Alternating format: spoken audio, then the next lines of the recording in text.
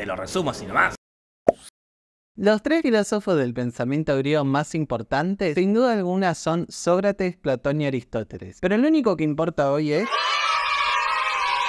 Nació en Estagira en el 311 a.C. A los 17 años concurrió a la Academia Platónica en Atenas, al lado del maestro Platón. Pero en ese momento, la filosofía no era una carrera que dé una validación posterior o un título, sino que significaba un modo de vivir. Permaneció en esta academia por 20 años hasta la edad de 37. Él llegó a una academia que se encontraba en pleno periodo de revisión del platonismo clásico, un momento apasionante que permitiría a Aristóteles empezar a sentar las bases de su propia filosofía, sin violentar el clima de trabajo que se vivía en la academia. Pará, pausa. Era un tragalibros, buscaba poder probar el hecho de que sabía, sin importar que sea extranjero. Así nomás te cuento, era un traidor. No, pará, explícalo bien. Está bien. Cuando Platón muere, deja la academia y él se traslada a la región de Asos, donde Hermías, el gobernante, era su amigo y familiar por casarse con la sobrina de él. Luego de vivir un año ahí, es solicitado por Filipo II. Pará, ¿quién es este? Él era emperador de Macedonia, muy amigo de Hermías, cuyo objetivo era expandir su imperio. Los atenienses tenían una rivalidad con ellos, considerados anti-macedonios. Entonces Filipo era un conquistador. Qué casualidad que Aristóteles se casa con la hija sobrina de Hermías, ¿no? Algo anda mal. Bueno, volvamos. El conquistador quería que Aristóteles sea maestro de su hijo Alejandro Magno. 6 años después, Hermías fue secuestrado e interrogado por el imperio persa para sacar información de los acuerdos secretos que tenía con Filipo II y termina muriendo. Aristóteles se entera de la muerte de su amigo y suegro y con tristeza le dedica un poema de reconocimiento a él. La muerte de Hermías fue tomada con alegría en Atenas. Filipo II, el conquistador, derrotó en la batalla de Cronea a Atenas, quedando esta bajo el dominio de Macedonia. Aristóteles vuelve a Atenas y funda su escuela llamada el Liceo, la cual no pudo tener una sede propia por no ser ateniense. Pausa. Acuérdense que los extranjeros no tenían permitido tener un terreno propio y debían hacer un esfuerzo adicional para ser valorados y reconocidos.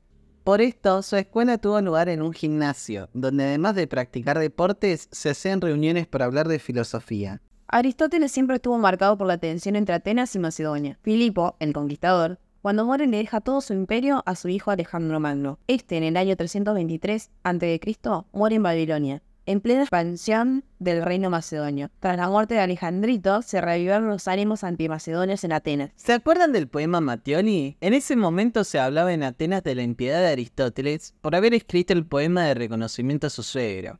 En este escenario, decide huir de Atenas y deja a cargo del Liceo a Teofrasto. Deja esta frase: no quiero que los atenienses cometan un segundo crimen contra la filosofía. Aristóteles no quería convertirse en un segundo Sócrates. Y se marchó. A la isla de Eubea, donde luego, a los pocos meses, muere. Sí, me contaste su vida, pero contame qué pensaba. Primero, expliquemos estos puntos. ¿Cómo era la escritura de Aristóteles? Mientras que la literatura de Platón era exotérica, la de Aristóteles era esotérica. Es difícil distinguir, ya sé, también una sola letra, pero sí hay una diferencia. Exotéricos son aquellos escritos para todo público.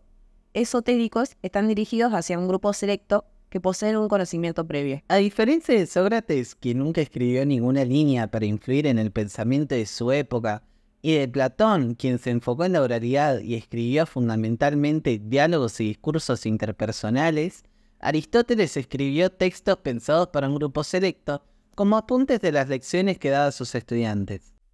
Los textos de Aristóteles que definen su pensamiento son recortes, apuntes para clases, esotéricos, acuérdense.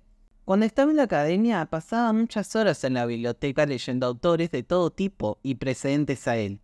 Los agrupaba y les atribuía afirmaciones a unos y otros. Aristóteles consideraba a la metafísica como filosofía primera, es decir, el centro de la filosofía, y la define como ontología, es decir, el estudio de lo que es. La metafísica va a estudiar el ser, la entidad de las cosas, y se va a preguntar cosas como qué es la naturaleza humana, qué es el amor o qué es la belleza. Lo que logró Aristóteles fue presentar todos los filósofos anteriores a él que intentaron responder a la pregunta por el arjé, el principio u origen de la realidad, y así estableció la primera mini historia de la filosofía. Teniendo en cuenta lo anterior, arma la teoría de las 4 causas. Estas son la causa formal, causa material, la causa productiva o eficiente y la causa final. La cuarta causa es la más importante para Aristóteles. Le da un poco más de sentido para lo que es la filosofía aristotélica. Si Platón hablaba de la existencia de dos dimensiones distintas de la realidad, el mundo sensible y el mundo inteligible o de las ideas, Aristóteles apostó por la idea de que el mundo es solamente uno sin compartimento. Lo que lo diferencia de Platón es la categoría de sustancia, es decir, lo que subyace cualquier cosa o lo esencial de algo. Esto tiene que estar en el objeto como tal, algo presente en el objeto que lo hace lo que es y no otra cosa.